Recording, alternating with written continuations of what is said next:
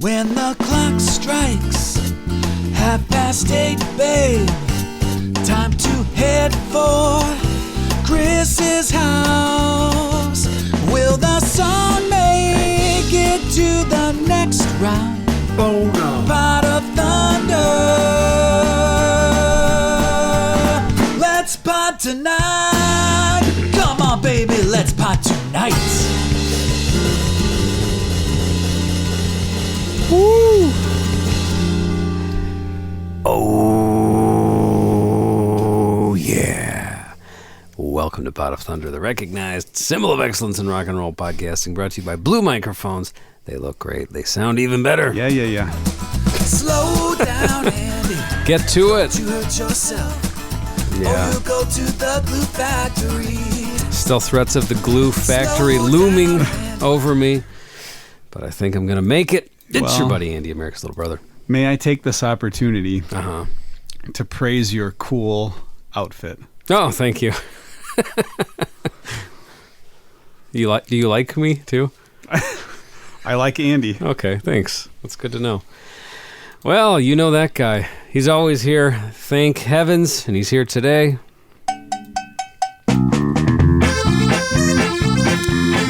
Polka dancing his way across the podcast studio. Look at those socks. What kind of animals on those horses? Rams? Mountain goats? Yeah. Nick Nicola. Yeah, I imagine something that the Polish Highlanders would run into. Oh, yeah, look at that. Up in the hills. Silhouette, a gray sock with a green and an occasional darker gray. You guys probably have these, no? I don't have that one. No, I don't have that pair. No, but it's got some kind of nice, almost teal green, but not quite. Mountain goats or whatever that is. Ram, something with curly antler. Because we get socks from St. Nicholas. That's right, every year. Every single year. And that's not... And these are from, I think, from one of my hauls. You must have gotten a demo sock there, because we didn't get that one. Well, a man with plain black socks directly to Nick's left. You want him. We got him. I think we need a gunslinger. Somebody tough to tame this town. I think we need a gunslinger. And there'll be justice all around. Put your hands together for the breakout star of the podcast medium. That is Chris L. We are Pot of Thunder. And here we are on the eve of Chris's birthday, recording this episode. Happy birthday, Chris. Thank you. It's going to be Appreciate it. It's going to be a good one, and we're going to have a... Well, what's birthday without some cake? Cake. Cake's good. I like cake. Well, we'll see what you think of this. Who wants to eat dainties? Who wants to eat baked treats with me?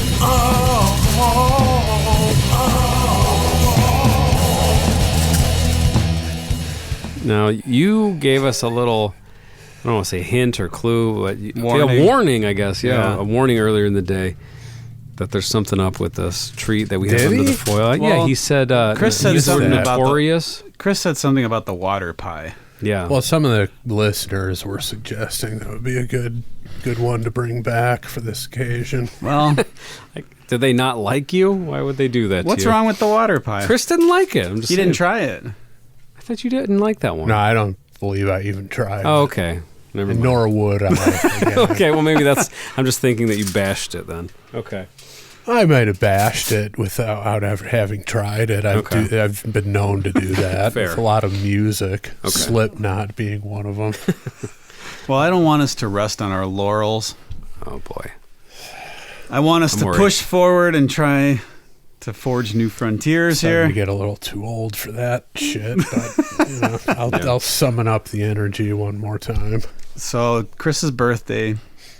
It's been pretty cold outside. Mm-hmm. That wind the other day. Ooh. To the bone. Yeah. And so I thought, what could possibly be better than a nice slice of tomato soup cake? Oh come on. Why you do stuff like this, Nick? You're not serious, are you? 100% serious. I gotta look at this. Tomato soup cake. What are you doing? Tomato soup cake. All right, now I have a question. Did you find the recipe somewhere, or was this No, I found from it. your No, I didn't. fever dreams? Now, it's not as red as I was expecting it to be. It does have a hue, though, right? It does. Yeah. It looks like a meatloaf. There you go. Perfect. True. A meatloaf with a thin layer of like a caramel glaze or something on the top. And it's got Missing. the scent of tomato soup a little Do you bit. smell it? Little bit. My nose is no good. It's got a boiled caramel frosting. Could we just have that? No. Do you have a small cup of boiled caramel frosting No. that I could sample on the side? Now, what kind of perverted cookbook are you basing your treats off of? Pinterest. Okay. But what did you... It came up. I don't know. I look up desserts, Listen to Chris. and this came up. You're going to put him in the grave He before his didn't- birthday. He didn't try it. Yeah, he's kind of walking around. You know. Well, there are no utensils here yet, so should I run up and get I some? guess or- so. Was this under the tab of party ruiners on Pinterest? The only way it could be worse would be if it was cream of celery. Oh. Okay. Well, he did give us celery Cookies. that Should I run up and get Sure, utensils? Or sure. Yeah. I'm not sure. I'm not sure I want to put my hand me- on that. That's Let me true. just say, my mom tried it. Friend, the favorite guest of a lot of listeners, Yeah. tried it earlier and said it was delicious. Okay. I mean, I think she would lie to you even if it She wasn't. would. God she bless would. her. She would be. She would console me if it wasn't good. Mm-hmm. Like, she wouldn't say it's bad. I don't think. She would come up with some way. But she did seem to sort of rave. I think authentically rave about this. Okay. Let me see if I could find her exact quote. Let's see here. So she tried it out, and she said, "Cake is so good, spicy, yummy." I find that hard to believe, but I'm not going to say it's Which part? The impossible. spicy part? The yummy part. She said it was spicy and yummy. Hmm. Now it has like the same sort of spices you'd put in like a pumpkin Yeah, spice kind of a thing. I mean, my nose is a little bit on the recovery stage still, my sense of smell. That's kind of all I got, but Chris said he got a little bit of tomato soup. I might be just, if he hadn't told me it was tomato soup cake, I probably wouldn't be detecting that. So I think that influences it a bit. Now I will say I tried a little bit that came off, when I cut the pieces. You haven't tried it at all. She just feeds it to people. No, but well, What about your family, your immediate family? Do they eat this stuff? not yet. Oh boy. So, So we're just going on the endorsement pigs. of your mom. Yes, who, we are. even if it was crap, she wouldn't say so. that's what I was just No She way. wouldn't say it in that way, but All right. I'm looking forward to. I'm going to try it right now. Yeah, I'll try it. Looks fine. Looks good. It looks like a meatloaf. It does have that, yeah, With coloration. gravy, and this caramel kind of looks like a gravy. So,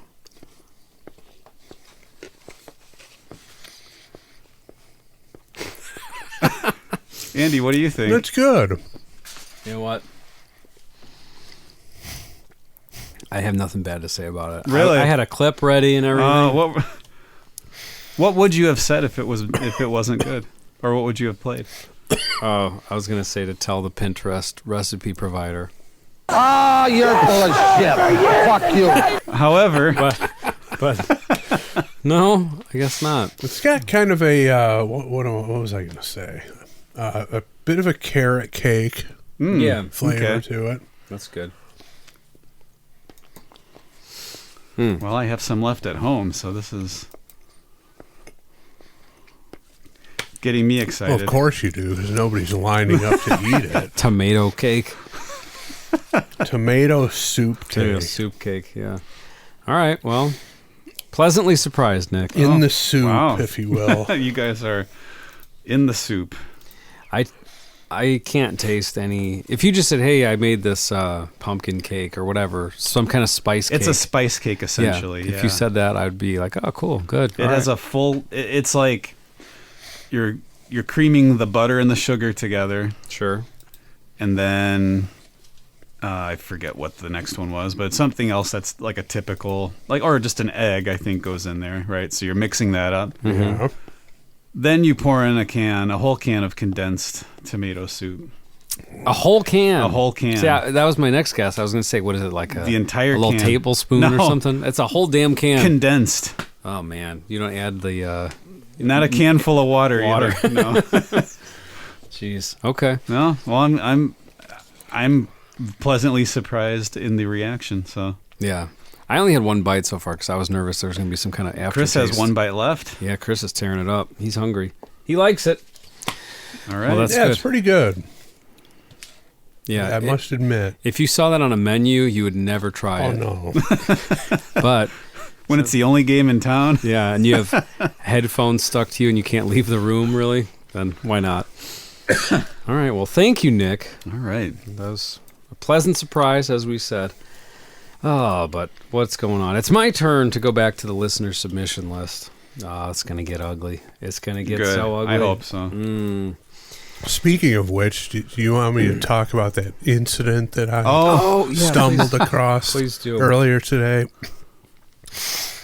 That usually Nick finds himself in these situations, but it's starting to infuse into all of us. And Not good. I just think in general, the three of us attract weirdness no matter what we do. So I'm off of work today, also tomorrow.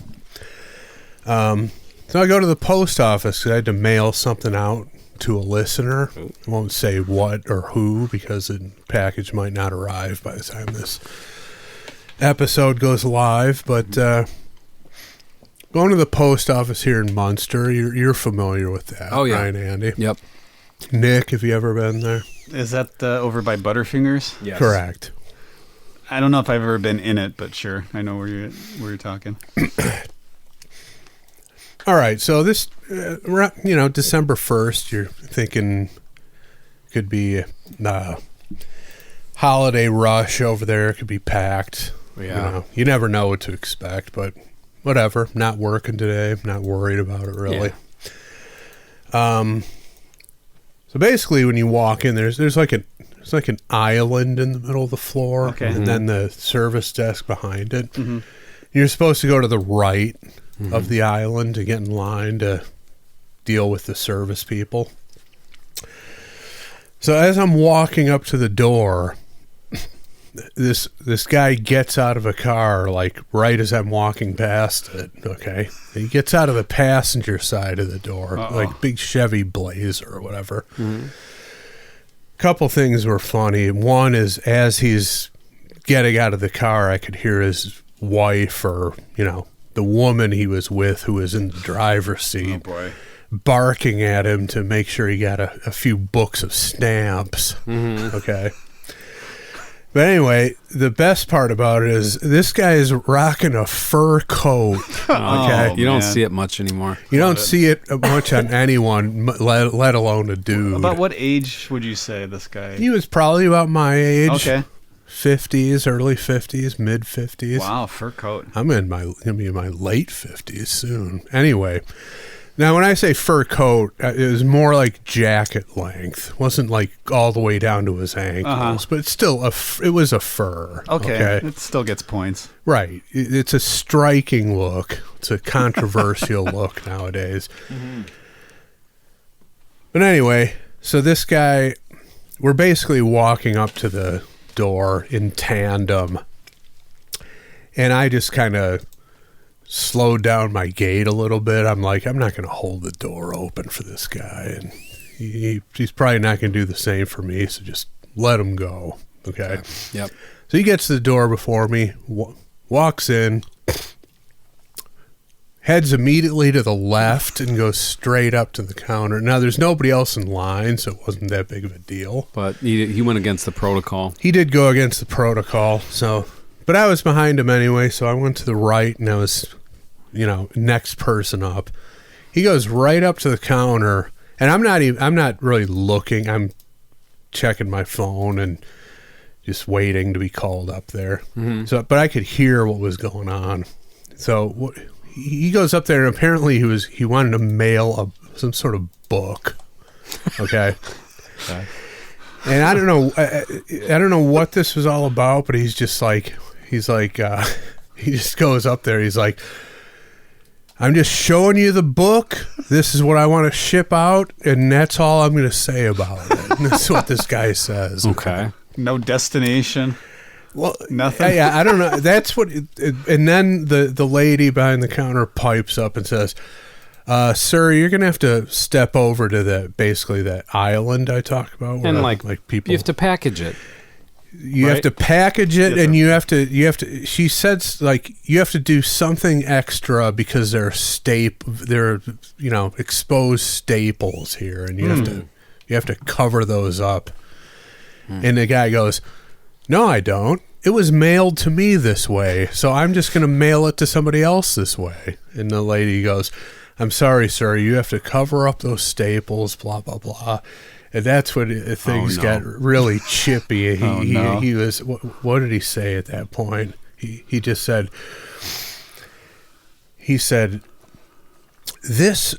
I got this in the mail. It was mailed to me this way. And then he goes to her, "You're not telling the truth." The truth. And then she said, "Sir," and she repeated the instructions, and finally he goes, "You're dumb." And then he goes, "You stupid." And then, okay, this is a white guy in a fur coat. Oh no. Black woman behind the counter, and I'm just like, this next word is gonna knock the earth off this access. Make or break the day for you. And he stopped himself, said nothing else, and stormed. He just said, "You stupid." Yeah, and just took his staple exposed book and stormed out. You think he was going there? I didn't know what to expect. Jeez. Wow. I mean, he was giving you warning signs, and you actually picked up on them right away and let him get ahead of you. You saw this psycho. First of all, in a fur coat. I'm not gonna hold the door for a dude in a fur coat. Okay. even if I go through the door first and like hold it behind me, I'm not even gonna do that for a dude in a fur coat. So I'm just like, let him go. If it was calf length, maybe, but not the shortened version. It was right at the waist. Yeah, if you go all the way. Yeah, it was jacket length, but nobody fur jacket just doesn't carry the same weight as a fur coat. I'll lay my coat over a puddle for a guy wearing the full length one. You have no choice. He would make you. Wow. I'd have more respect for the guy if his wife wasn't yelling at him to get a couple books of stamps. Well, no wonder he transferred that anger over to the woman behind the counter. He's just a study in contrast. He's just got this fur coat on, yet he's been emasculated in public. Yeah. And then gets this static at the post office, and the best, you're not telling the truth. It's like, what? You're not I don't know what to tell you. Like like the woman working at the post office wants to delay the guy leaving who's acting like this. Yeah. I'm like gonna make up reasons for you to stay here longer. She made it up on the spot, Yeah. just to spite this guy. Yeah. You're not telling the truth. What do you say? You're dumb? Yeah. He said, "You're dumb," and then he goes, "You stupid," and as he was saying stupid, I'm like, oh my God, what am I going to hear right now? Just walk out. And he clammed up and stormed out. And I was kind of the back of my mind being like, is he going back to get a gun out of that blazer? I mean, what the fuck is going to happen here? You never know. He was berated the entire ride to the next post office. Yeah, exactly. Where was probably told the same thing. Where he sat in the blazer and his wife got out and took care of it, probably. Yeah. Where he was lied to again by post office personnel. You need to pay postage to send this. Yeah. It was sent to me without postage. You need to by nature, a package needs to be packaged somehow. You can't just dump your contents of what you want to send on the counter and just say, I'm done. Yeah, showing it to you. I'm done with it. Yeah, no, you're not. You don't call the shots in here, buddy. Whether fur coat or not, you're not in charge. I've never heard of that ever. That's a government establishment. They've got rules. I can't imagine even a younger child being under the impression they can do that. Yeah, I put something in a box or something before you send it. Especially because they sell that stuff there, you know. Well, sure. That's why you head back to the island where you got the tethered pens and everything. Mm-hmm. You take care of it. It's part of the transaction. It's buying that stuff if you don't already have it. Or yes, or go to the UPS store and pay through the nose for their packing materials. But yeah, this guy just the fur coat just was a dead giveaway that this guy's just an entitled prick, and he got his comeuppance today. I thought he was going to unleash a very ugly verbal barrage there. Well, you'd have to make a choice. He kind of did. I mean, he didn't. He did a little bit. He didn't go as far as he could have, but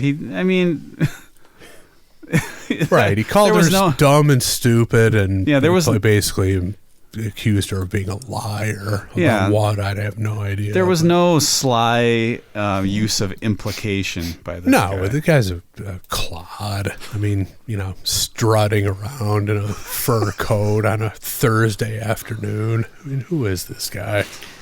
Broadway Joe is still his idol. Pretty much, yeah. It was that kind of look to it. Okay. That kind of... But was not full length. Was he overly tanned or anything? I didn't get that close for look at him, but it's clearly a douchebag. Yeah, goes without saying. High karate wafting in the air. And you couldn't see what the book was, huh? You didn't get to see it. No, I didn't look that close. I'm curious what this book with exposed staples is that someone sent him and now he has to send it somewhere else. Yeah, who knows? What kind of book has exposed staples? It's like a homemade book. I don't know. It might, or some kind of home repaired book. That's how it was sent to me. You're not telling the truth. Yeah. Was there even an address on it? I don't know. I didn't see it. I was like not looking in his direction. I just heard this going on. Incredible. What a fool. Yeah. A jerk. Yeah. Well, glad it ended without any further escalation. It's just the kind of things that happen to us at random. And it's true.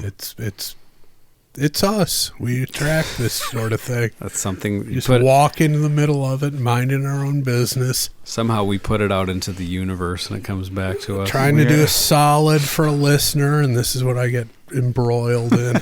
Yeah. We are the flies on that particular type of wall. Mm-hmm. But seriously, this is the kind of thing where, like, in the back of my mind, as I'm getting my business done, I'm like, looking back towards the door, like, is this guy going to come back in here with a fucking long gun and light this place up? I mean, am I not going to make it to my Lawrence Taylor birthday? Yeah. Could have been a Don Cheadle. Exactly. You never know. Boogie Nights situation. You never know. I mean, for someone to get set off like that, the way it happened, they're capable of anything. Yeah. Well, we're glad you're in your home. Yeah. All you have to do is go to sleep and wake up. Well, there shouldn't be any this tomato soup pie. You never know. Yeah. Clog up the arteries. It was pretty rich. It was good. Was it? Yeah. Okay. Hopefully that's not what does it. Yeah. Yeah, that's not. Lit up by a guy in a fur coat. It would be quite a way to go in a post office lobby. Yeah. Well, all right. Anyway. Let's see if we get the musical equivalent of that interaction. Right yeah, here. we'll see what happens. So we're going to the listener submission list. Nick, I need you. We to had a pull- Tommy Lee song recently. I don't think we're gonna have another one. Oh, well, That would be the equivalent. But never know. Yeah. I will. that was a real gamble, and we lost big time. I lost. That was mine. And and I was just about to issue the same direction as I did last week, because it is my actual birthday tomorrow, so don't ruin it. That was a bigger your loss bullshit. than the dirt mile stakes. Yeah. Whatever that was That called. was terrible. That was a terrible song. But I will. and experience. I will pull the lever. All right. Here we go. Stand by. Let's go over to the Bozo Pewter.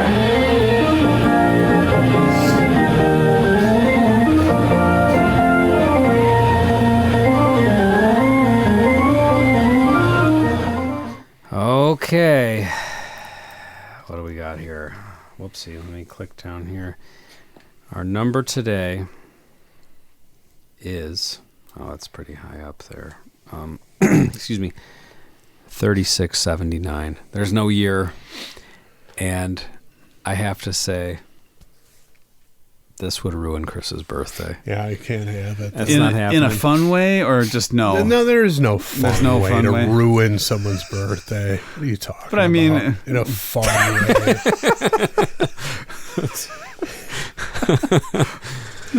Trying to make Well- lemonade over here. That's all. Nick's wondering if comedy would come from it, maybe. That's all I want. I don't to know. think so. I think it would just ruin his birthday. Yeah, well, so, Okay, can't well. have it. so we're going to have to Bushwick this. Sorry. Move along to the next trick. Nick, once more, please. All right.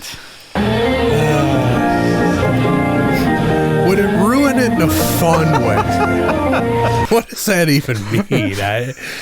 I don't know.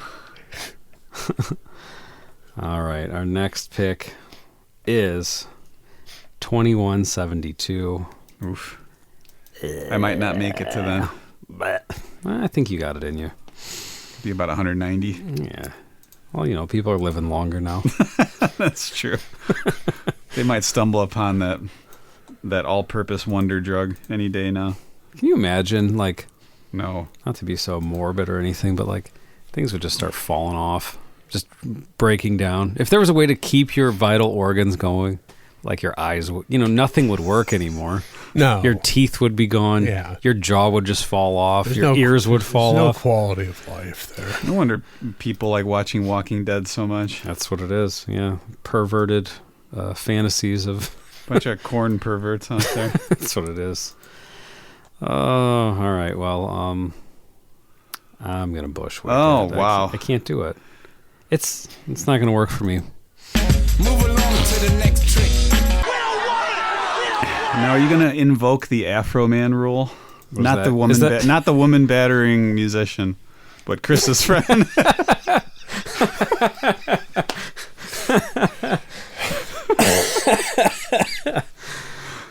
No. Afro Man, of course, referring to as reverting back to the 70s pubic hair stylings. I thought you meant keep picking songs till we get an Afro Man song. Oh, that wow. could be the Afro Man. There can't rule. be any on the list. I can't imagine. There's probably some. No, I don't think I've ever seen it. I'm just gonna tell you now before we pull the next one. Aerosmith. Afro Smith. No, you're right. Goes from Nothing. Aerosmith to Afro Smith. Nothing in between. Afghan Wigs, AFI, All right, Air well. Supply. Nope. I Air commit. supply. Yeah, Well, that's, I might just go with that. that had to be probably Rich or Joe. It's Joe. That one. It's Joe.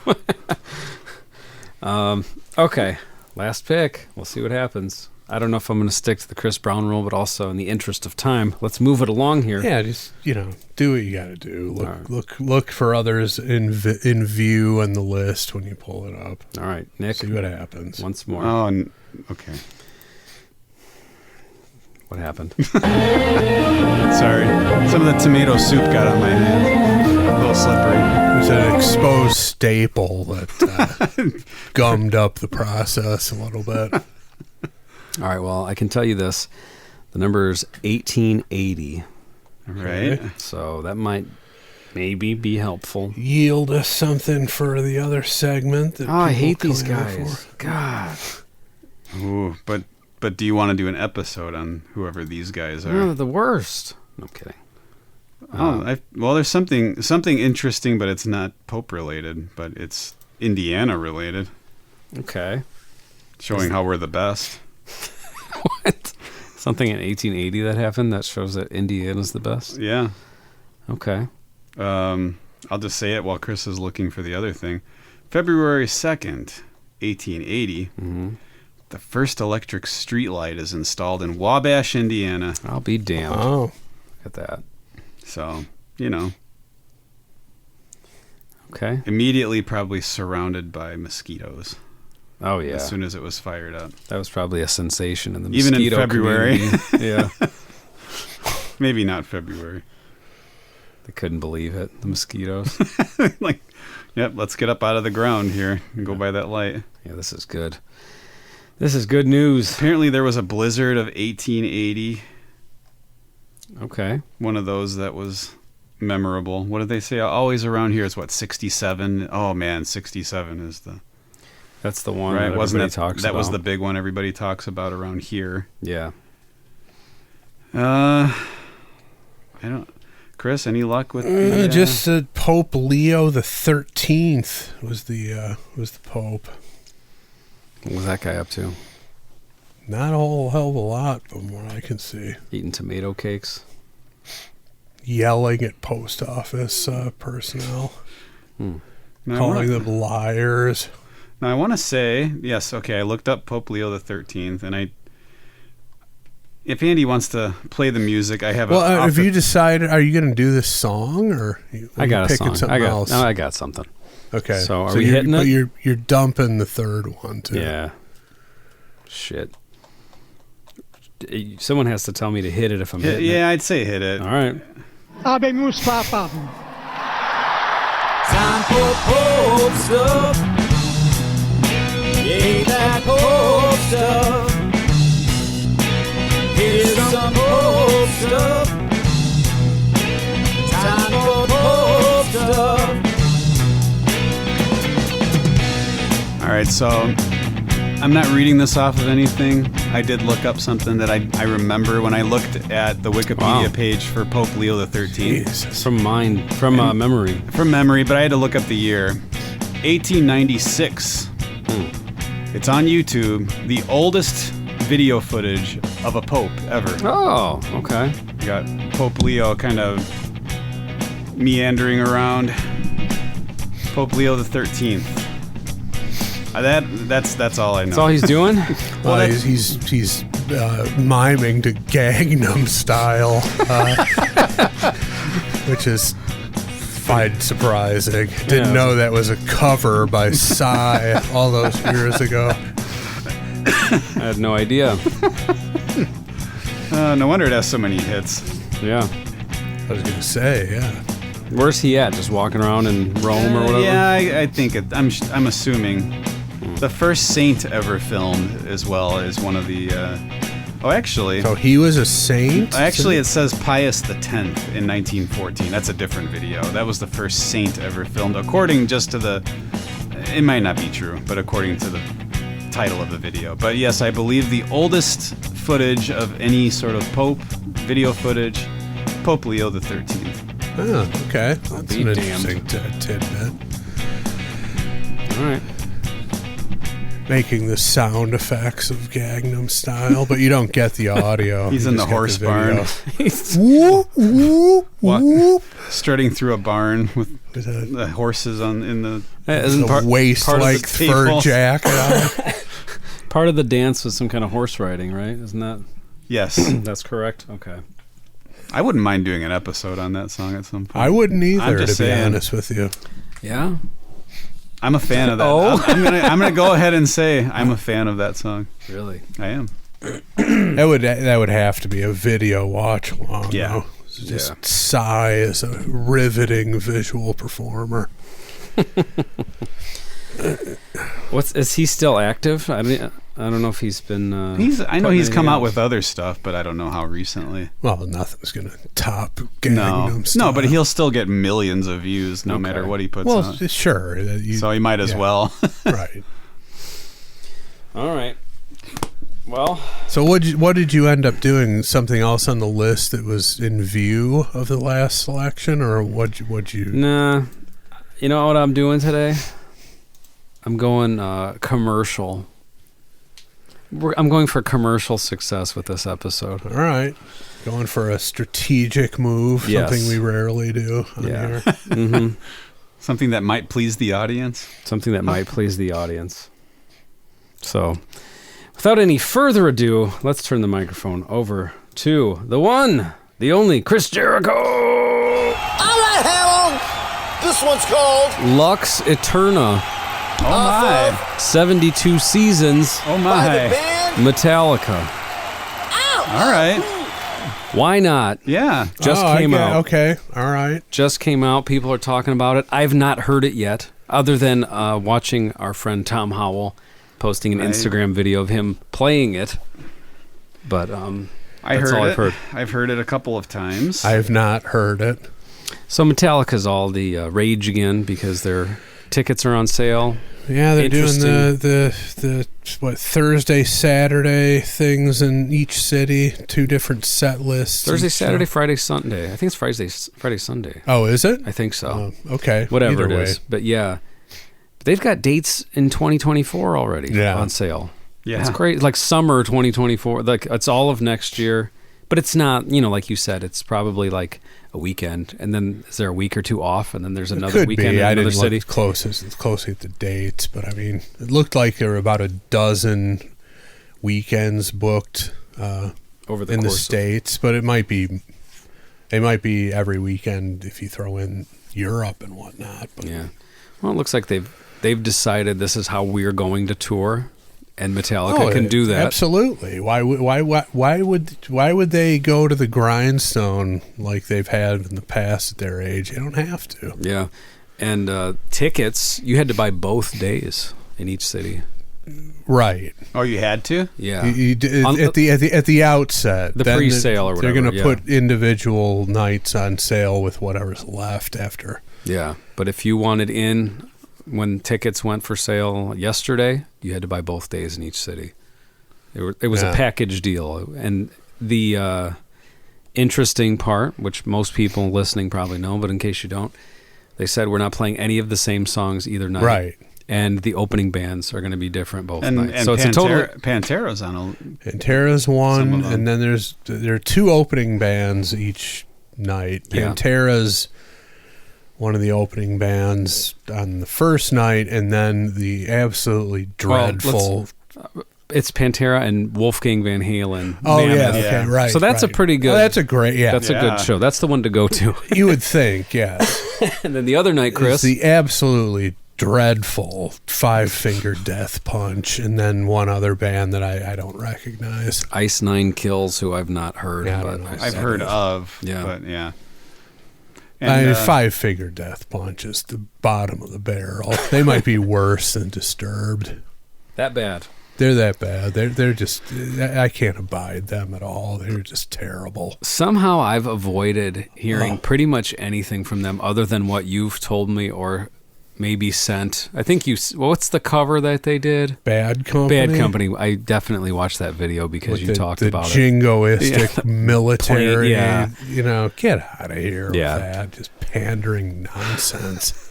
So as of this recording, this song came out 3 days ago. Yeah.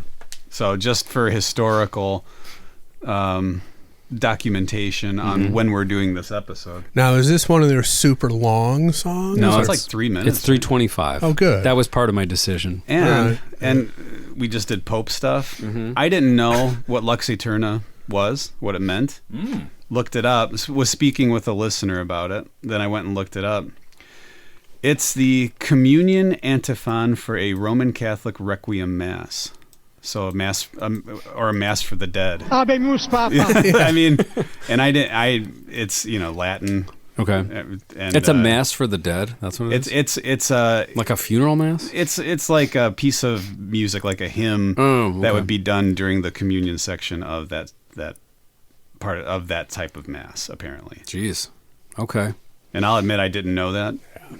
Who did? Well, I'm sure a lot of but nerds that to me I will do a song analysis. That to me shed a little bit of light on what the song might be about, which I have kind of a theory of, but we'll see. Yeah. Well, and I think I get I think I know what the title of the album is a reference to. I don't. I'm pretty sure I get I understand the whole thing. The whole thing, yeah. Give it to me. 72 seasons. 72 seasons, 4 seasons. Wasn't that a year. a Billy Crystal one-man show?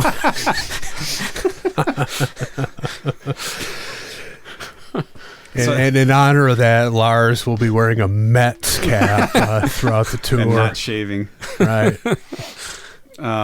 So 72 divided by 4. Trujillo will be doing push-ups between various songs. Jack Palance style. One arm push-ups. Yeah. Anyway, go on. Way off on a tangent. 72 seasons, 4 seasons in a year, 18 years to get through 72 seasons. Okay. It's the age when someone's a legal adult. And if you look at the album cover, yeah, it's like a crib that's been broken, busted out of, and there's stuff laying everywhere. So I'm getting a big loss of innocence, coming of age sort of a vibe. Okay, that's my theory. All right, so is the album out yet? No, all like the tracks been released? Like March or something. Okay. I think this is the first track of 12 that has been released. The release date is April 14th, 2023. Oh, April. So they're getting way ahead of it. Yeah, they know how to market themselves, and yes, that's get such a people long excited. time, man. It's a long time, and we could get into the discussion of, do you really need to be putting out albums anymore? But whatever. You know what? They're going to make money, though. Well, of course they are. There's going to be 53 different colors of the vinyl. People are going to buy all of them. People are going to send them back when they don't like the mastering, because Metallica fans are a little out there sometimes. Yeah. This is I don't know. That's a discussion I've seen just without even seeking it, but just from like looking at Facebook and stuff. People bagging on Kiss and praising Metallica, because we're in that world of Kiss fans. Count me in. Yeah, you too. No, I've said it on here many times. It bugs me. What's the reason? Well, it's just like Kiss will never change their set list. Kiss won't put out anything. Here's Metallica putting out an album, and they're not playing the same songs either day. Well, you know what? I'm just going to come right out and say it. I think Metallica fans, their fan base is more amenable to that. I mean, I think Kiss fans talk a good game, but even a hardcore Kiss fan, if they went to a show and got all deep cuts, they'd come away disappointed. They'd be bitching about that. Yeah, so. You're probably right. And the Kiss is also in a different age demographic. I mean, they're not gonna be all daring with it. Well, Metallica's not gonna happen. Metallica's kind of known for doing stuff like that. Like didn't they do? I mean, this was years ago, but didn't they do like a show at the Aragon around like the Garage Inc. time period, and they played all these rare old songs, and yeah, they're not like something they didn't need to do. Right, and they just did a thing for the tribute show for the guy who put Megaforce Records on the map, and they did all Kill 'Em All era songs, nothing afterward. Like I think maybe something from Ride the Lightning, but that was it. Okay. Yeah. So yeah, I mean, that's people bitch about Metallica for a number of reasons, but that can't be one of them. I mean, they don't rest on their laurels. No, they would have tomato soup cake. They have no problem with that. Yeah, but I mean, you got to admire them for that. And again, I think their fan base is amenable to it. Yeah, that's true. Kiss fans are just not. They talk a good game, but at the end of the day, use the song that is well known that I'm not a fan of, but they don't play Love Gun. People are, even the hardcore fan is going to be fucking disappointed with that. Yeah. And so I think that's one of the more admirable things of Metallica, the way they approach their live sets and they're their not vast catalog of music. They're definitely not afraid to play something that's not going to appeal to a casual fan. They'll just throw it in there. And They'll throw in a 9-minute instrumental.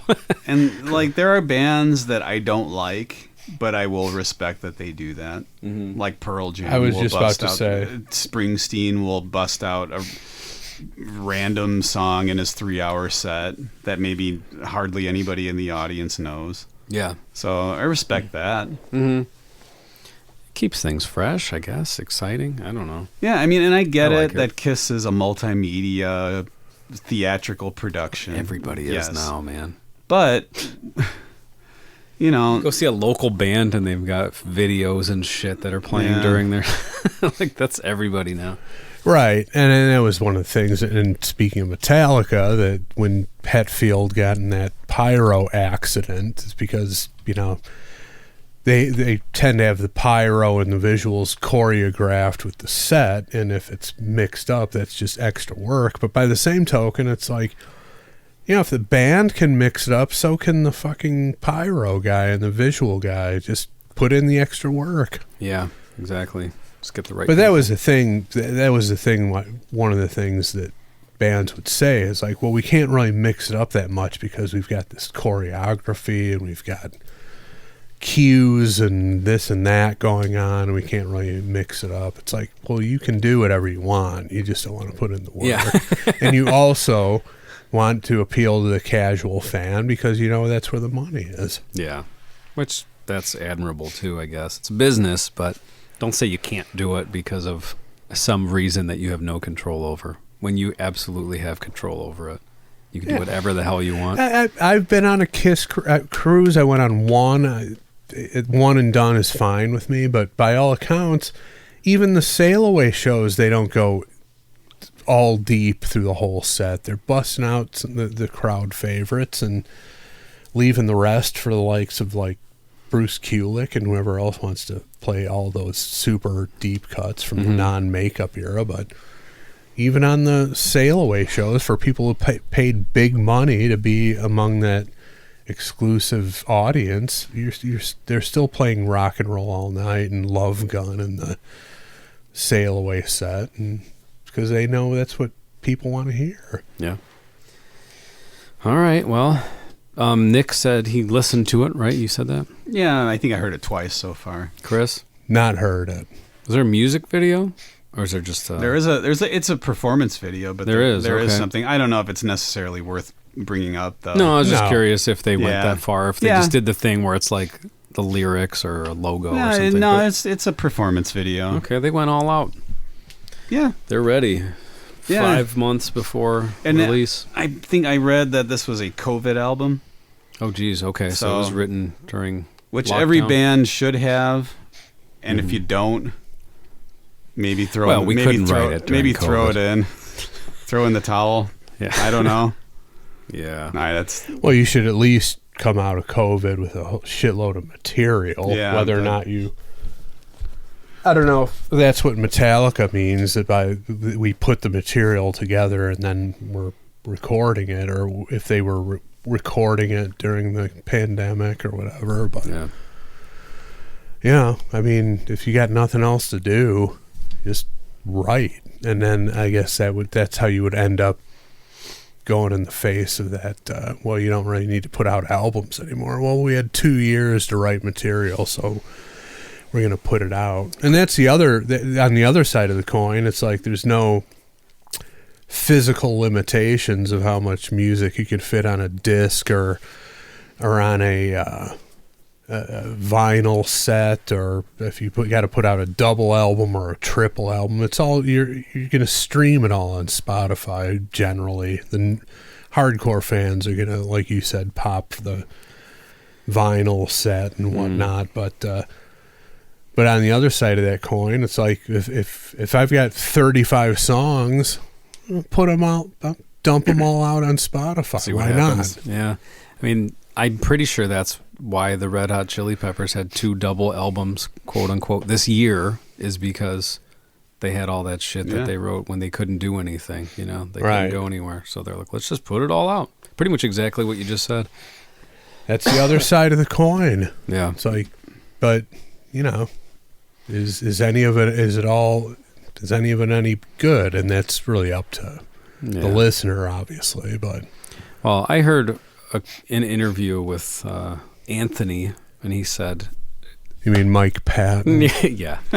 He said, we don't make any money from selling music anymore. We just we do it because we want to, and then we go tour, and that's how we make our money. Oh yeah, and everybody knows that. Yeah, it's just like, you know, again, like you said, you're going to put out the vinyl sets, and they're going to, you know, get their markup from that, but that's still a small sliver of people consuming the music. Everybody is on Spotify. Everybody's streaming it somehow, and you know, granted, everybody else is gonna fancy themselves as an outlier. I still buy the CDs and I get the vinyl and stuff like that. It's like, yeah, okay, you're a fucking sliver of the audience that's consuming this music. It's all about the casual listener, and they want the convenience and the availability. I'm curious. This is a discussion that requires some research. Maybe a listener might know the answer, but is there a way to like see who actually is selling a lot of albums? As far as albums, like take streaming out, who's selling like, when let's say Pearl Jam, when they put something out, oh man, they sell the most vinyl. Like who's selling the most physical copies at this point? I'm curious. Like Taylor Swift. Or Taylor Swift, because that shit is everywhere. Yeah, that's or Adele. I mean, she's known to move a lot of units and stuff. But yeah, because I'm sure there's still a few who are making money on that.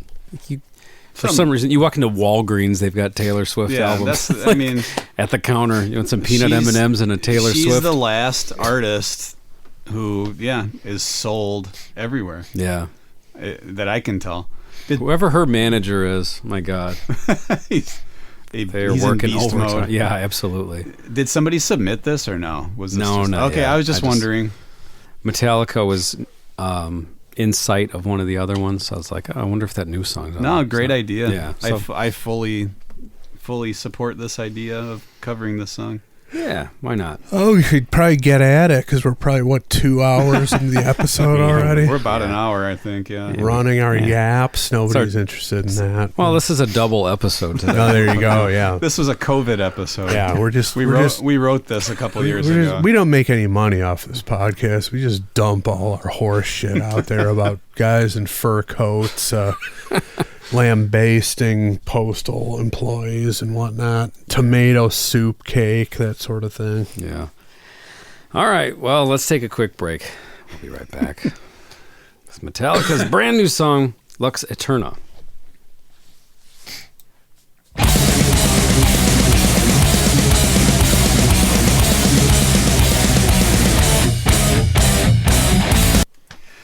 Hits you pretty hard there. It does. Maximum impact on all the drums sound pretty huge. It sounds good. Yeah. I've got nothing bad to say yet. No, I mean, I'm not looking for anything bad to say either. This is so. Oh, you're in the minority. I'm not even into Metallica, but I see like the Loudwire and the Blabbermouth posts, and then you go to the comments. People are bitching about the kick drum sound. Oh, shut up! Like they're getting a better one. Clicking noise there. And there was on Injustice for All too, right? And they're trying to liken it to like this is their Saint Anger mistake that they've got the drum sound wrong. It's like, oh, shut up. So you're a metal fan and you don't want snap in your kick drum. What do you want? Like a Ginger Baker sound, right? People don't know what they're talking about. Yeah, what are you talking about? And it's about? saying, and out comes, the criticisms of Lars's drumming and stuff. Up. It's like, I've had enough of who that. cares at this point? Yeah. Dude, he's good. He's I've had- fine. He's in Metallica. I'm not even. I don't for have 40 years. I don't have a. Yeah. I don't have much invested emotionally in that discussion. No. but I'm absolutely sick of it, Me and too. people should Well, stop. but they're not going to stop. It's just, you know, it's He's not that social good. media is a fucking toilet. It's so bad. Like when it comes to things like that where people are commenting on someone else's. I mean, that's what we're doing here, but in a different way. Hopefully we're not as No, I still Useless. stand by. I've said this before. I think we try to come from a place of appreciation. try, yeah. We try We to. don't just shit on No. everything unless No. unless And it's Tommy Lee's song. Well, that deserves it. It brings it on itself. Sure. you know. Is Lars the greatest technical drummer out there? No, Nobody you like is. no. But You is know? he great? Did he popularize a lot of stuff that all those people love that other people have emulated since then? Yeah. Of course. So, and he's a capable drummer. Well, and his character of his drumming has helped to build this gigantic machine. and he's called also Metallica. he also arranges all the Yes. music. He's definitely the brainchild for a lot of this marketing. That's that what they I was do. going to say. He's part of the engine of why Metallica's Metallica. Exactly. And also regarding his drumming, one of his idols was Filthy Animal Taylor of Motorhead. And that's the comparison. You know, you go back to Motorhead and you got Phil Taylor, Mickey D over here. You could even take this argument like to Guns N' Roses, Adler versus Sorum. You got the one guy who's kind of a trashier, and I'll use Nick's word, but it just understates a capable drummer. These are great drummers. They just have more personality and, you know, individual flair to their playing versus these guys who are just got the technical aspect of it down. They definitely have some flair to it, but the precision and the technical ability is on another level. But the band is better, in my opinion, when you've got a guy who's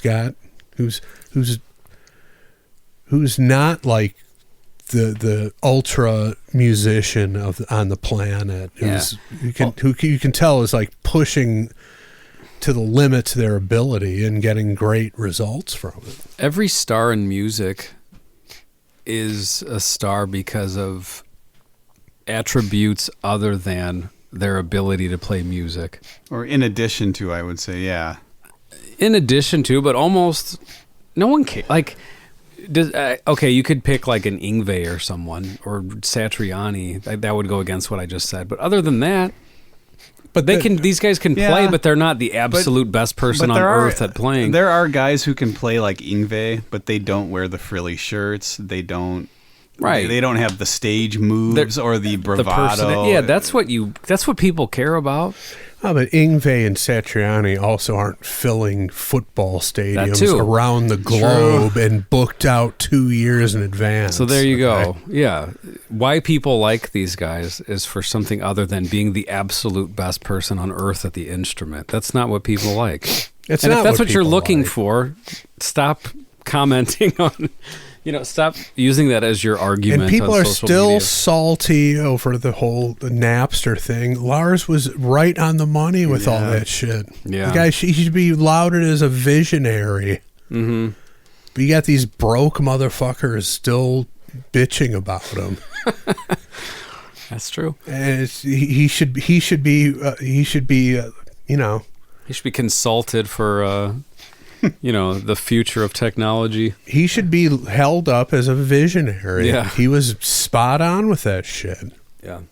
And it's just, anyway, trust me, if you want to go into the gutter the next time a Loudwire or Blabbermouth comes up about new Metallica, venture into the comments. You won't have to wade in very long before some cockhead starts firing off about what a shitty drummer Lars is, or that, Kirk Hammett's not a great guitar player and all this other horse shit that it's just so tired. It's just, Meanwhile, Metallica's Soldiers On is still a global juggernaut, and these criticisms just mean nothing to anybody except for the jackasses who fire them off, and not even sure they mean much to them either. They're just like the guy in the fur coat, just exploding on somebody because they can, that's it. Yep.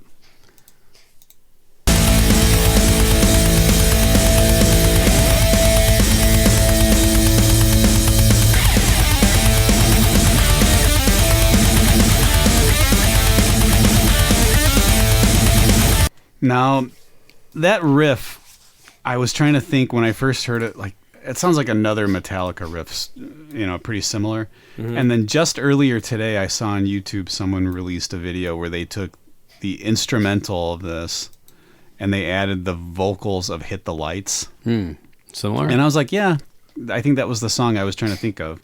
Yeah, I saw that too, actually. I didn't listen to it, but I saw that. Yeah. And it worked. Okay. So, and there's nothing wrong with that. Well, and then here, there would be your next criticism, which was levied at Van Halen for the A Different Kind of Truth. It's like, well, this is rehashed material from 40 years ago. It's like, who fucking cares? It's their stuff. Yeah, they could do what they want with it. And they did, to talk about the Van Halen, it's like they did rehashed material throughout their entire career. Yeah. It's like every album has something that came from the distant past. They're like, you know what, this is pretty good material. If we get it properly produced, why wouldn't we put it out? We have to be writing songs in real time.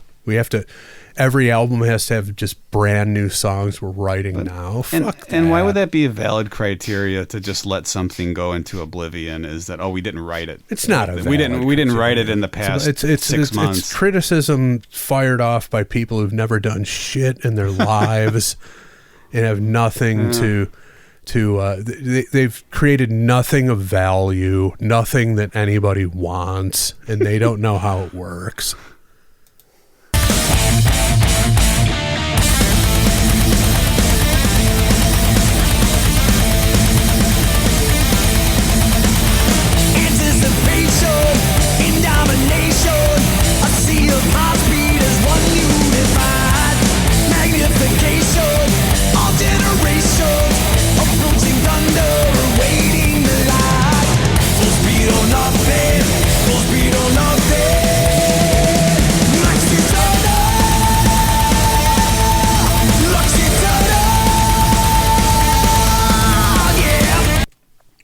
Now, you listen to that chorus, you can hear 80,000 people screaming that out. I mean, this stuff is crafted to electrify an entire football stadium of people. Yeah. Just, these guys have the formula down pat. They know what they're doing. And, like I said, still a global juggernaut. Got to be the biggest band in the world. I mean, U2 hasn't really done anything for several years now. Yeah. Metallica just keeps plugging along and doing their thing. And I know how you guys feel about U2. No, that's another one. It's like, yeah, okay, I get it. You don't like the music. The Edge relies on effects and all this other shit. It's like, these guys, they're the biggest fucking band in the world. They have probably 30 just massive pop anthems that they can bust out anytime they want. It's just, you got to tip your hat to that, whether it's your cup of tea or not. And the reason I snickered there, for some reason, a memory came to me when Chris brought up U2, and I'm looking at Andy. What happened? Years ago, there was that song by U2 called Vertigo. Yeah. And I heard it. It was like in an Apple commercial. Yeah. Mm-hmm. And I liked there was a riff in it that I liked. So I listened to it, and it was like still up on the computer. Mm-hmm. And I was out somewhere, and Andy and one of our mutual friends were at our house. Uh-oh. And Andy called me, and he goes, "Were you listening to U2?" I don't remember like that. Basically to call me out. Like, what's wrong with you? Yeah. like laughing. What the fuck is wrong with you, motherfucker? Like laughing. Were you listening to? That's funny. I don't remember that, but that sounds right. Yeah. I was shocked. Got to be careful around Andy. Yeah. Careful what you leave up on the screen. Who it's going to offend. Anyway, that's another detour, but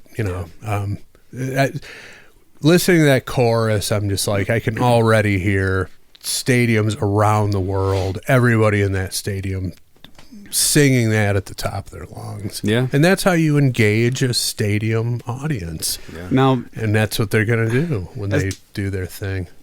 as far as the lyrics go, I mean, I couldn't really get everything that was said during the verse, but the thing that sticks out to me is the pre-chorus of Full Speed or Nothing, and then just saying Lux Æterna.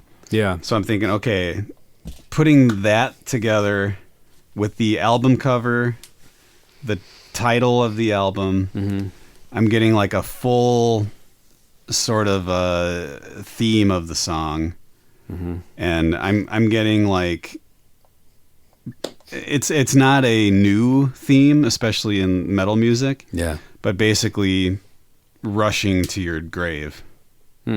That's what I'm getting. Full Speed or Nothing. Do you want the lyrics? Yeah, that might shed a little bit different light on it. All right. Anticipation in domination, a sea of hearts beat as one, unified. Magnification, all generations, approaching thunder, awaiting the light. Full Speed or Nothing. Lux Æterna. Yeah, I don't know. Yeah, that also sounds like a tribute to like Metallica fans and concert goers and bands who are doing it like it used to be done back in the day, which is just, again, get an entire arena, stadium full of people charging ahead as one, Sure, Harry Styles can do it and Ed Sheeran can do it, Dude. but how exciting is that? Yeah. I mean, to people who aren't teenage girls. Harry Styles had a crazy run of shows this past... Well, he was doing residencies in every city. Yeah, it was like, was it like 7 nights at the United Center? Wow. It was crazy, yeah, in every city. He was just there for like a 10-day period playing however many shows. Right. Yeah. And that's I mean, he probably could have just as easily done 1 or 2 at Soldier Field, but like last time Ed Sheeran played through town, he's fucking playing at Soldier Field. This is a guy in an acoustic in a fucking looper. One guy in the middle of fucking at the end of Soldier Field filling the place. That's insane. It is insane. But again, hats off to the guy. Yeah. Whether it's the marketing or the material is resonating with people, however it's done, it's being done on a massive scale, and you can't deny the success. Yeah. But it ain't that same level of electricity and adrenaline that is going to be present in the venue when Metallica busts this out in front of 80,000 people. And, just with the Chris brought up the theme of sort of like a fandom and band sort of unification, identifying that lyrically. Wasn't that I'm thinking Whiplash, right? The first album. Wasn't that the song where it's basically like an ode to them and the fans kind of having this exchange during a live show?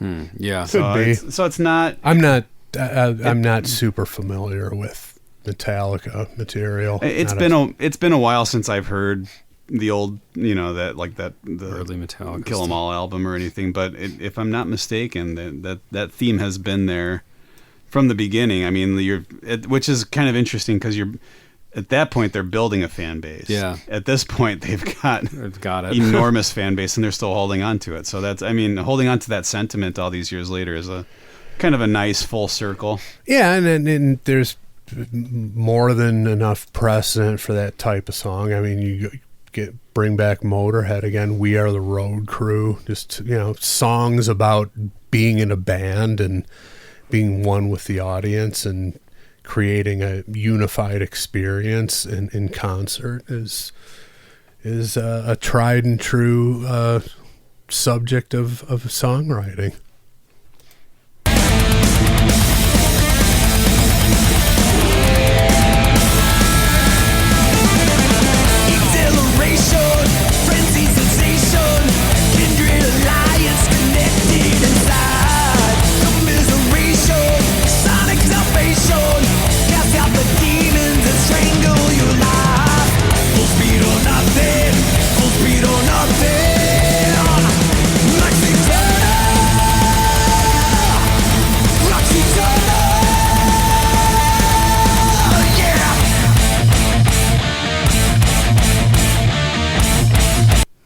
that, all the Metallica fans out there are probably yelling at me because I can't remember what song this is almost exactly from.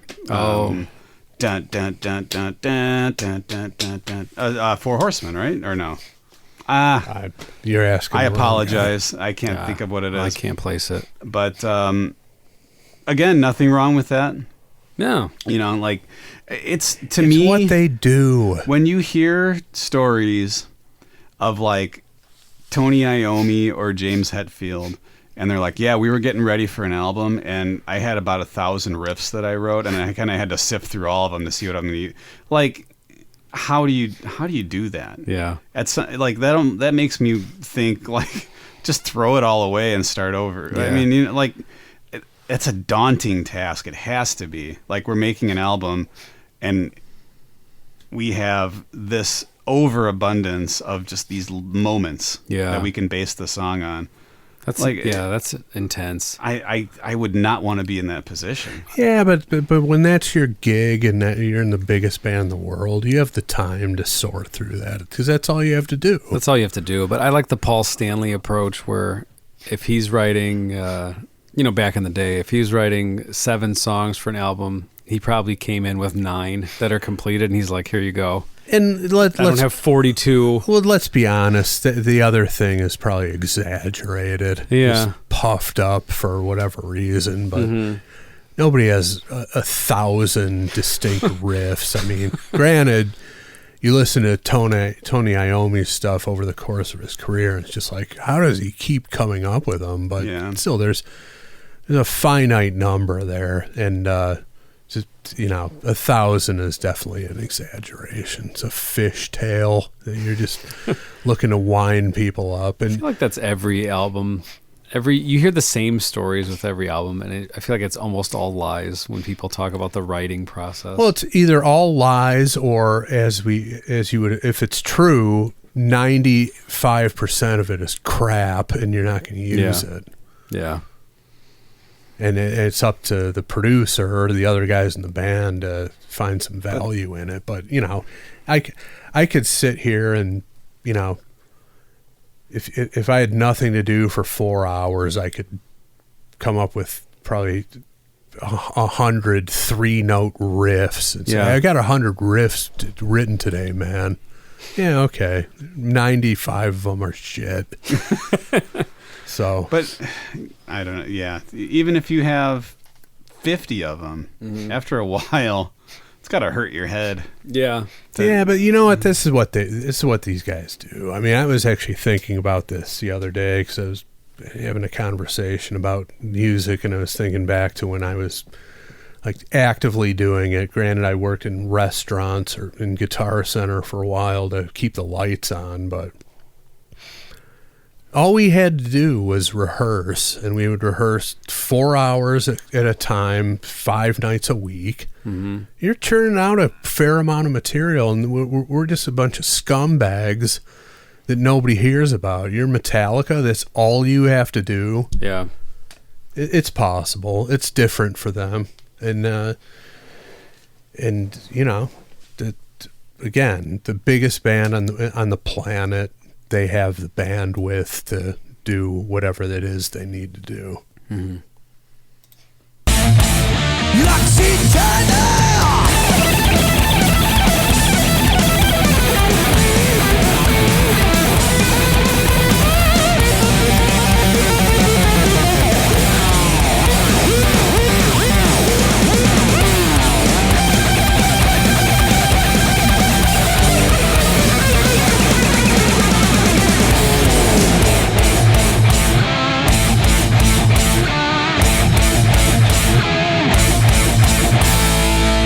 Thoughts on the solo?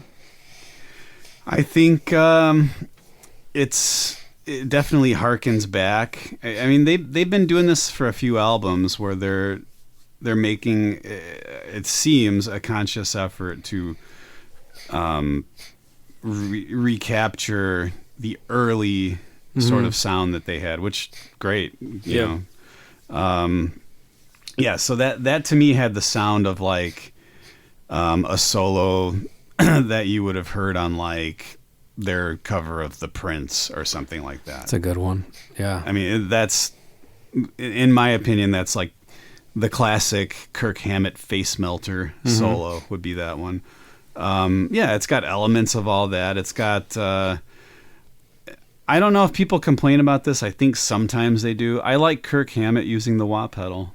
And I think that's like complain about that. Because it's like, well, anything from the Black Album after is no good, and that's when he started using it, right? So, well, that's not entirely true, but I think that's what that's a typical. Yeah, some fans. Oh yeah, I've seen it. Will make that assessment. I like it. I like the way he does a slow swell on the wah pedal. I have no issue with it. I like it a lot. I'm gonna say that, and I don't pipe up about it publicly unless I'm asked to do so, like I'm basically being asked to right now. But I don't think he's that great with the wah pedal. No, and I'm also he's not a favorite of mine. I'll just put it that way. But, you know, he fits with the band. The other thing is his personality, like, wasn't sustainable with a guy like Mustaine in the lead guitar slot for a number of reasons. Yeah. Kirk Hammett has been in the band and will be in the band till the bitter end because he fits in with his personality and his, you know, the way he slots in on the pecking order. He knows his role in the band and stuff like that. But I don't know. His playing just doesn't blow my skirt up, put it that way. And I don't think he's a very good wah player, to be honest with you. So I'm gonna jump on that bandwagon, but I'm not gonna fucking pile into every Loudwire, or blabbermouth comment section and talk about it just because there's going to be 1,000 other people mentioning the same thing. Yeah. They happen to be right, in my opinion, but why even bother talking about it anymore? It's not like he's going to read these things and change his approach. I mean, thanks, guys. Yeah. I didn't realize. You're right. I suck on the wah. I'm going to stop using it. It's not happening. So.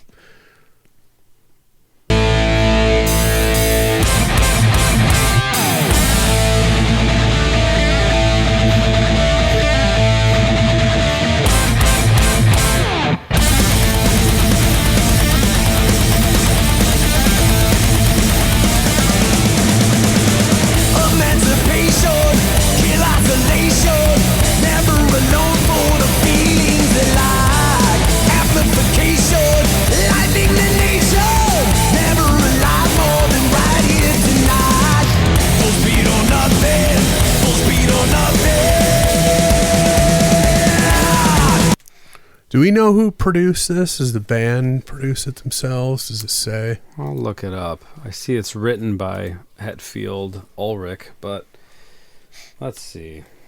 And now that I'm getting to focus on the verse lyrics more, I guess I don't. I'm kind of puzzled because it's totally what Chris was pointing out, where it's totally a connection between the band and the fans talking about you're here at the live show, listen, this intense special experience. Let me entertain you. Yeah, basically, like you're the fans, we're the band, we're all here for the same reason, blah blah blah. Mm-hmm. And then I don't know, I still get the Full Speed or Nothing makes sense with that, but then why is it called Lux Æterna? I don't know. It's got to do with a funeral mass. Yeah, I don't get what that is. I'm not sure. Trying to piece it together. Producers are James Lars and Greg Fiddleman. Okay.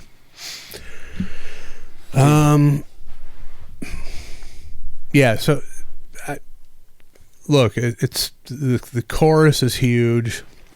A breakdown after the solo. I actually prefer Kirk's rhythm playing over his lead playing. I think the way he locks in with Hetfield obviously set the standard for thrash rhythm guitar playing, and I think Kirk Hammett complements him nicely in that capacity. The thing about Nick talked about earlier about how they're trying to harken back to the super early days. Mm-hmm. Is that what you said? Something along those lines? Mm-hmm.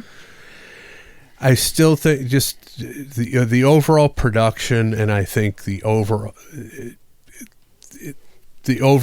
approach to songwriting, they're never going to get the black load, reload era out of their system in terms of how the band sounds and how they write songs anymore. No, and in my opinion, the biggest element that came out of those albums is Hetfield's vocal performance and his approach to the vocals, because it truly evolved and changed starting with the Black Album, and he's not going to go back.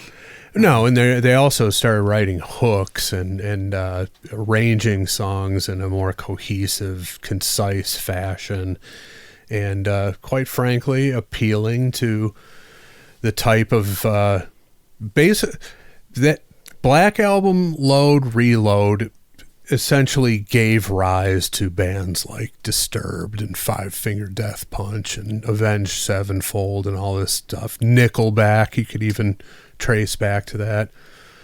It's that I don't do they call it new metal or whatever, but people hate to hear it and they hate Metallica for doing it, but they took pop metal in a whole different direction. They set the standard for that, and they're never going to fully abandon that. They might throw in an arrangement and something that harkens back to the Cliff Burton era, but it's always going to end up sounding closer and having song structures closer to the Black Load Reload era. And another band, because that's when they cashed the fuck in. Yeah. And they're not stupid, not idiots.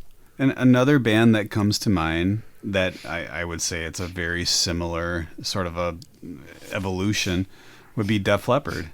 And they got to those albums where it was huge commercial success, and they've changed, but there's always going to be a song or two on the album that sounds like it could have been on those albums. Okay, it's like always going to be there. Def Leppard's gone very Mott the Hoople lately. Okay, like that's just kind of, it seems like the vibe they're going for. But there's always a song or two that sounds like it would be on Hysteria. Okay. So it's when a band has a history like that, I don't think they want to. I don't think they want to just say, all right, let's forget everything from before Jason Newsted joined the band. Yeah, and let's just do only stuff that we would have done then. Like they're obviously throwing in elements of stuff like that, but. Right. It doesn't really make sense that they would just say, well, we've done all this other stuff, let's just ignore it. Right. And sonically it's never going to sound the way it did back then, just because they're not scumbags riding around in a van. They're the biggest band on the planet. It's going to be super refined. It's just, you can't go back to the way things were. You can harken back to it, but I think that's a great comparison with like the Def Leppard, and they're trying to push their new music and stuff like that, but they know where their bread is buttered, and I guess you could kind of cycle that back to the set list choices of Kiss, and Metallica is more adventurous than that, but sonically and the way they put their songs together and arrange the vocals and stuff, that 3-album string in the early mid-90s just set the tone for them forever, and they're always going to have some elements to it. And when they abandoned that on Lulu and Saint Anger, they got slapped down a little bit. True. People didn't want it. We don't want it. And you give them credit for rolling the dice and taking a chance, but it's almost like, Kiss doing The Elder or Carnival of Souls. It's like, people don't want this. We got to give them something that's more on brand. I mean, I never got the feeling that Lulu was something that was like they meant it to be a genuine part of the Metallica catalog. It seemed like it was just like a side kind of a thing. Mm-hmm. Well, where they were put it out under the brand. Yeah, it's true, but them doing that with Lou Reed, you don't get the feeling that it's like, okay, strict producer mode here. That wasn't good. Let's do it again. Like, no, Lou Reed did that. And that was it. And that's what Lou Reed wants to put on the album, and that's what we're gonna like. That's the feeling I got from it, at least. And you're not wrong, but it's Saint Anger is another thing altogether. Still came out under the band brand label, and they deserve credit for, you can't accuse them of just getting lazy and resting on their laurels. It's just they took these huge chances and experimentation, and it just didn't work out. So, coming back to this sound and Death Magnetic and stuff like that, it's like, that gets the fan base fired up again. Plus, I think they stole one of the mannequins from the back of my car that I was holding onto for our buddy Phil years ago. For what did it? Was that for Lulu? Yeah, it just got like a weird mannequin part on it. Hey, I need you to hold on to this mannequin. I don't know why I ended up with old mannequin pieces in the trunk. Some questions you don't want the answer to. I mean, I was clearly there when they were given to me. I don't know how I ended up with them. Why you said, okay, fine. Why did that happen? No idea. Yeah. It was a different time, Nick. It was, as we often say here.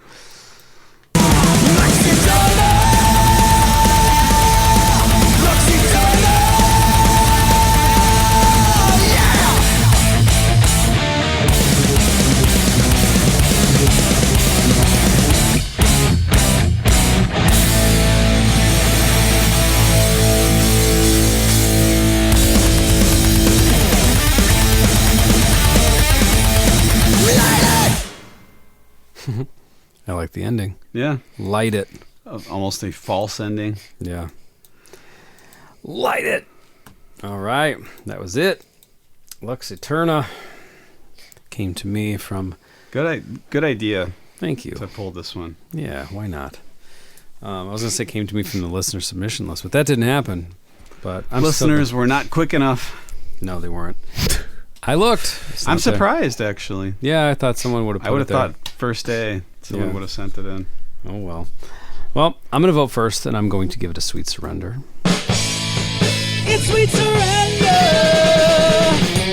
Hell yes. I guess I'm not surprised to hear that people are complaining, because it doesn't matter. You could put out your best song ever, and people would still complain, because that's what makes them feel alive. And especially at this stage of their career. Yeah. It's just like once you get past that sweet spot of popularity, it's be like everybody's gonna be like, well, this isn't as good as the Black Album or stuff. You just can't win in that regard until you just tune it out and do what you do. You know? Yeah. But I guess I'm not surprised to hear that, but a little bit surprised, because I feel like this is exactly what you would want if you're a Metallica fan. This is, like you said, this is crafted with a specific audience in mind, the Metallica fan. You know what I mean? Like, this is, hey, let's get something down that's by Metallica standards, quick and to the point. Well, but that's the other thing. It's like the Metallica fan became a different fan when the Black Album came out, which is what all the purists complain about. Yeah. It's like almost like, Nirvana didn't have they had one album out before Nevermind, but what did they bitch about when they got super popular? We got all the fucking jock meatheads from high school into our band. We don't want them liking our band at all. Yeah, it's not what they signed up for. And it's the same thing with when you go commercial with the Black Album and then ultra commercial with Load and Reload. You get the kind of mooks who are filling stadiums for fucking Five Finger Death Punch now. It's just, it's one of the things I talk about all the time. It's like a lot of bands take a lot of heat because of their fan base. It has very little to do with the music. It's just the type of people who like them. That's true. The Grateful Dead is a big example of that, so. Yeah, that's true. One other thought that popped into my head randomly during this. I don't think I've ever said this before, and I don't know if this phenomenon has a name, but do you ever think of like two celebrities or a celebrity and a person you know in real life or whatever, and you think of them as being like kind of the same person? Where you're like, yeah, this person and this person. It's almost like just the same type of no, like person, they're almost like they can jump through a portal and do the other thing. Are you talking doppelganger, or what it's not, or it's not physically. It's a just certain sort of energy about. I the think person? so. I think that's what it is. But for whatever reason, James Hetfield and Tim Allen are the same person to me. I don't know what it is. That's odd. That's the same guy. I can't even speak. Tim Allen's popularity is just baffling to me. I don't understand how he has become as big as he has just based on doing what he does. It's just astonishing to me. And what was the TV show? Home Improvement. The guy who never showed his face over the fence, and Wilson, yeah. I never watched I know enough about it to know that was an element of it, but I never watched an episode of that show ever, nor would I. Massive popularity. Oh, yeah. I just don't get it. I do not get it. Well, Andy sent me some disappointing Tim Allen related news today. Did Jesus. About that? Oh, yeah. There's on Disney Plus, there's a series based on the Santa Claus starring Tim Allen. Okay. I don't know how many episodes it is, but I saw that one of the episodes has a cameo by Peyton Manning. Oh, Lord. Nick's favorite. Yeah, Andy had to send it to me. Yeah, I think he was a candidate for replacing Santa. Oh, boy. Yeah. Yeah. Like, because that's what the series is about. Time for Santa to retire. But anyway, Hetfield, Allen, same guy. Why, though? It has nothing to do... I don't see that. I don't understand that whatsoever. It has nothing to do with me. I don't know. It's just what it is. What do you mean it has nothing to do with you? It's your perception of it. It's my perception, but it's not something where I'm trying to find. It's just without thinking or without effort, I just think of them as being the same. I'm not like, oh, who would be similar to being James? The same, though. Yeah, I don't know. If it comes up again, I'll give you another example. Like in interview situations where they're just being themselves, I could see there being a similarity between those two guys. They might have a similar voice, too. I don't know. Speaking voice, obviously. I don't know how Tim Allen sings, but... All right. Who's next? I'll go next. Sweet Surrender for me. Ooh. It's Sweet Surrender. Hell yes. I mean, there's nothing really not to like from my estimation. I mean, it's extremely well produced. Sounds good. That if Jericho was here, we'd be talking about the massiveness of that hook in the chorus. I'm telling you. Mm-hmm. Whichever night they decide to bust that out. And the other thing that'll be interesting on the tour is like they talk about 2 different sets on each night. Mm-hmm. It's like, how often are they going to mix it up between the next city too? Yeah. But anyway, when this one comes out in a live setting, even though it's a brand new song, that whole arena, that whole stadium, 80,000, 100,000 people, however many people are there, are going to be fucking singing that chorus to high heaven. Mm-hmm. And that's the goal of doing what they do. And they've hit the nail on the head with that, with the chorus, and the playing is good. Like, Kirk's playing is not my cup of tea, but again, I'll use the word, but it just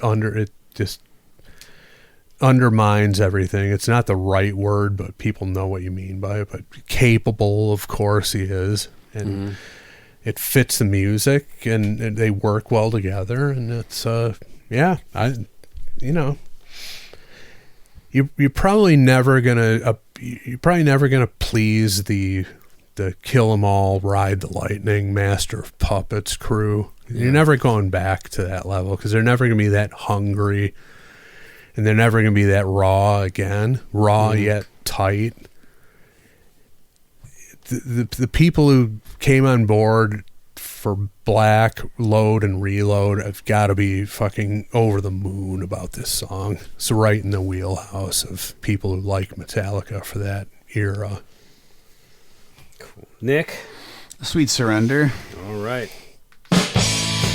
It's sweet surrender. Hell yes. I think it's great. I think it's, in my opinion, it would be my opinion. It's my favorite song that they've led off with in the last 3 albums. Okay. Because, like, I remember Death Magnetic had a vibe to me of, okay, like, it's this Metallica, this post-Load, Reload, even post-Death, Saint Anger, Metallica, but there's a concerted effort to add really old Metallica sounding guitar riffs and a thrashiness to kind of get the thrashiness back. Some of the songs to me on Death Magnetic sounded kind of, they weren't as cohesive as something like this. And I think that's the big reason I like this so much. Okay.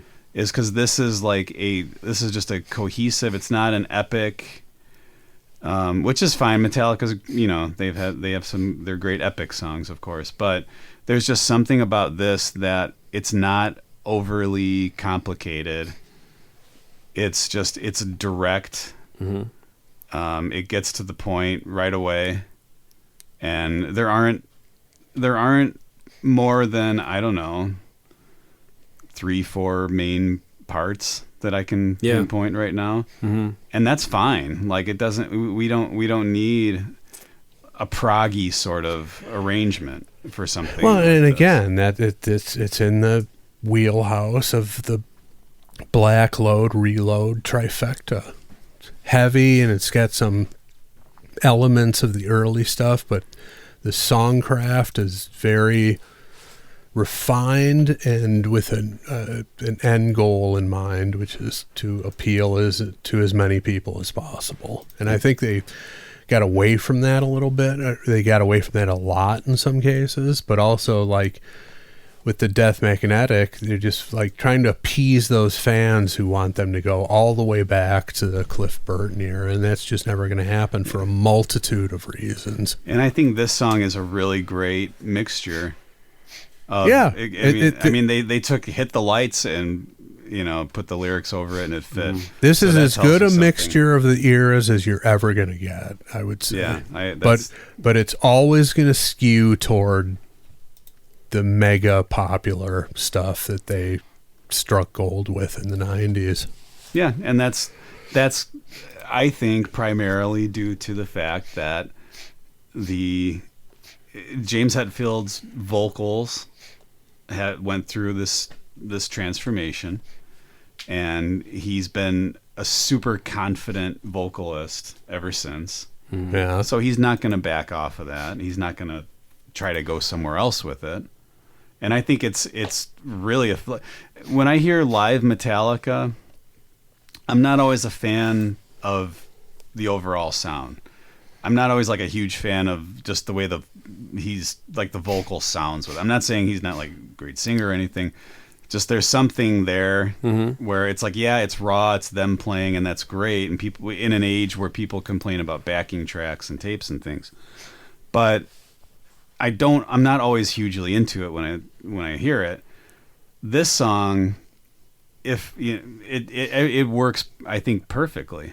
His vocal works perfectly over this. Yeah, sounds great. Like it's just a great mixture. Like Chris said, it's a great mixture of all the Metallica eras. Yeah, and in a 3 minute and some change song. And the other thing about the live setting is, again, you know, a lot of these bands, like the thing with, the latest thing is that Wasp has just openly come out with saying that they use backing tracks for the vocals to fill them out and make them, sound more like the album. You know, Hetfield's getting up there in age. His vocals are going to be a lot thinner in the live setting than you hear on record. Mm-hmm. And that's probably one of the reasons why they don't do it for you as much as on record. That's just the nature of it. And if you don't want that, you're going to add some backing tracks. And how great must it be for, as far as a promotional marketing tool, that Wasp had to cancel that show a couple weeks ago. What was the reason? Because they overbooked it. They accidentally violated the fire code. I think the Like amount of oversold people, it or they whatever? oversold it, and there were way too many people in there right before the show was going to start, and they're like, "Hey, everybody's got to leave." So it was full. It was overfilled. Oh, Yeah. wow. Okay. And that, I mean, that is a good unfortunate reason. for the people there. But how great is that if you're Blackie Lawless right now, that you get to jump on that? Well, but that's the other thing is that they're not. They just openly came out and said they use the tracks. They're not taking nearly as much heat as you might expect. In fact, as far as I can tell, they're not taking any heat for it. I don't think so. Yeah. So it's all very selective in terms of who gets canceled for that and who doesn't, and like anything else, there's no rhyme or reason to it. It's like whoever rubs you the wrong way on a particular day, you're just going to go off on them, and who knows what the effect is. But they're, from what I can tell, they're not taking any heat for that, and he just came right out and said it. Yeah. So, All right. Look where we found ourselves. All right, Hammond! I got a question for you. Paul Stanley wants to know if Lux Æterna is a rock and roll boner classic. He wants to know, should Kiss have written anything for Kiss during COVID? Should they have done anything new? Should they have done during anything COVID?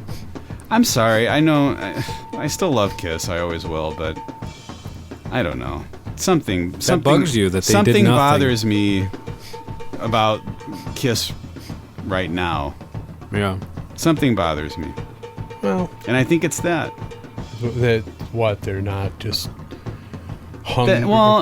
artistically wanting to put out new stuff. And it's the fans' fault, obviously. I was just about to say, It's the fault of the I'm telling you, fans. they understand their fan base. They don't give a shit about anything new. Even the hardcore fans, yeah, they'll listen to it, but they're still forcing "Say Yeah" on everybody in the live set. And Andy loves the song. I love the song, but in general, Sonic Boom was rejected by the fan base, and the casual fan certainly doesn't give a shit about it because they can't access it on any of the streaming services. Sonic Boom almost doesn't exist. Yeah, but they're still forcing it in the set, and that's the one thing that they're doing where it's like, well, it's our show, we're going to do whatever we want, but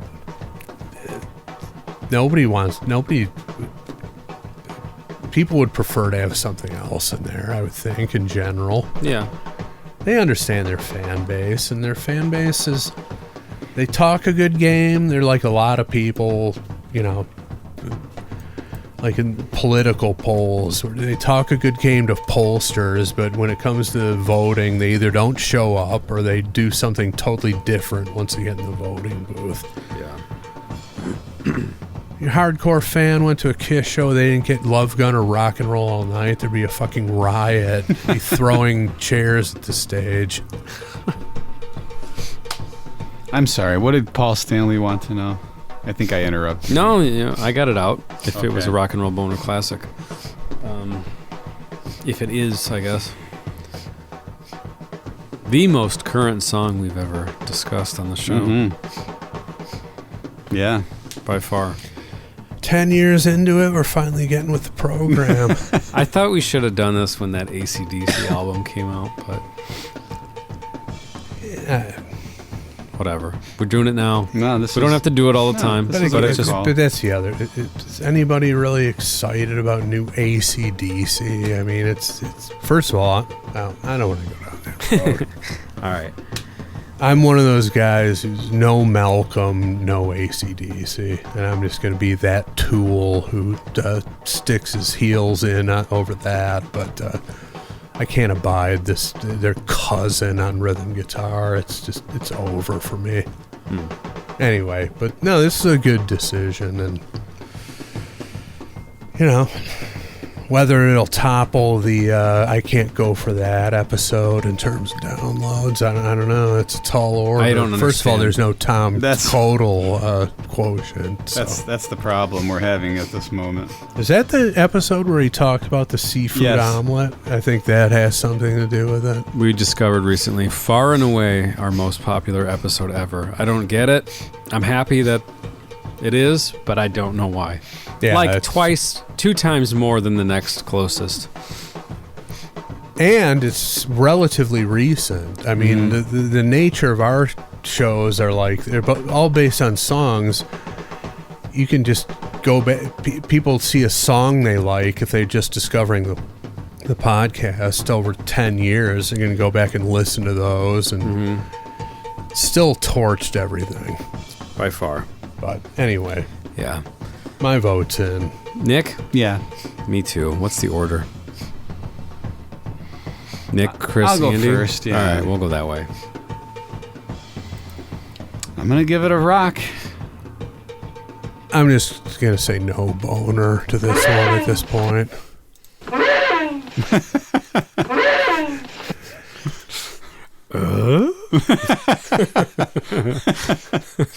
I mean, there's a couple reasons for that. I think it's so new that's the other thing is if we do this more in the future, that its second round of voting just gets a little dicey unless it really blows all of us away. But just the newness of it, you want to see how it gains traction, but it got tripped up by the fact that I'm not a huge Metallica fan, so to speak. I've got nothing but respect for them, and I like the harder edged music in general, but I'm just I'm not a Metallica fanboy. So All right. but I'll tell you that chorus is that the hook in that chorus is gigantic, and I look forward to seeing the especially the pro shot videos of them playing that live in the stadium. The place is gonna go ape shit with the chorus on that one. Mm-hmm. What was the first song that came out from that latest Megadeth album? Was it wasn't Soldier On, was it? No. I'm trying to think of what it was, but I can't remember what the first single was, but I'm getting the same feeling hearing this single, which was like, yeah, this is great. This is kind of incredible that this band is doing something so perfect for their band's legacy, like a new song that it came out this great. And I feel the same way about this one. I think it's got the throwback elements, but it's gonna, Chris is talking about the chorus. It's gonna work. I think it's already working. It's only been out 3 days. Yeah. I mean, people's excitement is through the roof. I mean, I'm hearing people are at work. I'm hearing, seeing it all over Facebook. People are looking for tickets. They're buying tickets 2 years from now. They want to go see a show. Yeah. So It's happening.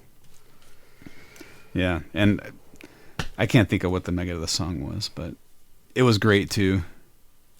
Was it We'll Be Back? It might have been. So that was the first single was We'll I Be think Back. so, yeah. The Night Stalkers. then Soldier On. Was Night Stalkers the one with Ice-T? Yeah. Okay, we might have to do that one at some point, I think. But more on that later. Yeah. All right. Jeez. Well, if you disagree with us, we're sorry. That's just the fucking way it is. He's a bedroom dickhead. We talked a lot about bedroom dickheads today, so why not? Well, bedroom dickheads are the guys who fancy themselves as players. I mean, some of these people who bitch about Hammett and Ulrich, they don't even play. I don't know where their bullshit is coming from. Well, it's coming from the fact they're miserable assholes. Basically, like this fur coat wearing guy I saw today, just a dick. Yeah. Yeah. So I've got an idea. I say we shut it down. What do you couple of Jimmies think? Yeah, I'm good with that. All right. Yeah, Let's it's do been it. a long episode. Yeah, we don't long need to do your other episode. questions. We're trying something different, actually doing something that's contemporary and of the time. So, yeah, I'm good with that. All right. Well, we'll be back next week. Well, what was I going to... No, we'll take that offline at an idea, but that's for... All right. Talk After amongst the show. ourselves and maybe incorporate it later. All right. Well, happy birthday, Chris. Happy birthday. Appreciate it. We'll be back next week with more Pot of Thunder. More cake. Tomato? Yep. Oh, okay.